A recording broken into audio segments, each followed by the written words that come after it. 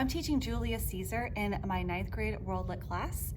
We are using Shakespeare Made Easy, and this is wonderful because we have the original play on this side, but then over here it's a translated version to maybe help the kids understand a little bit better if they don't understand what's going on here.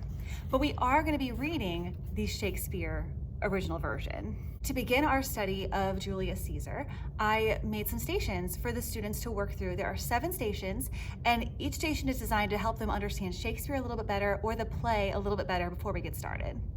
So I put together this packet that we're going to refer back to throughout the entire study. This is a cast of characters. This discusses the play's structure and Freytag's pyramid, and we're going to be talking about this throughout the play as well. And then in this original packet that I gave the students, it has a different page for every station they go to. So this station here is a timeline of Shakespeare's life, and they'll answer the questions based on the timeline provided at the station.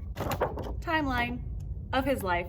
And each station has these little table tents so the students knew where to go for their stations. We did it today. It was really fun. I'll show you them working on them right now.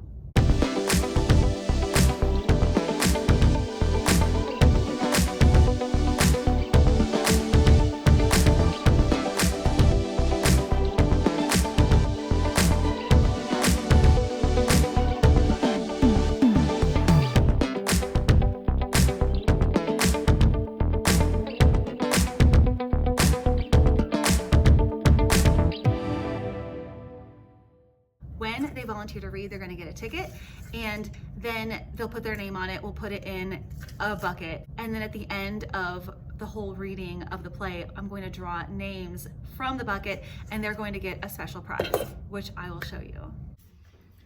Here's the prize. I 3D printed it. It is Julius Caesar. It is a little bit morbid, but it's a pencil holder, or in our case, Crayola Twistables. The kids don't get this, the Twistables, but they get this. So I think I'm gonna try to print another one of these tomorrow.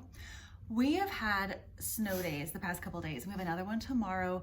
So I have been having so much fun filming videos because it's just fun, and reading and hanging out with my kids. And I'm finishing up the Julius Caesar unit. So I still had to work on the study guides, and those are now posted on Teachers Pay Teachers.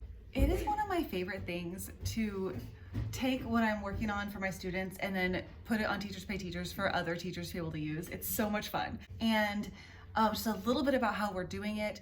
The students are reading aloud the real language of Shakespeare. We do have that book that's doubled with the explanation on the side, but we are reading the play. We are acting out some of the scenes, like we will act out the scene where Caesar, spoiler alert, he gets stabbed a bunch of times. We're gonna act that out. That'll be interesting. And then at the end, the 4th and 5th acts, the students are each going to get into groups and be assigned a scene. And so we will be acting out the 4th and 5th acts. I'm excited. And then occasionally, like I'm thinking that we might watch, after we read aloud, the speeches in Act 3, where Mark Antony and Brutus are trying to convince the crowd of why they did what they did.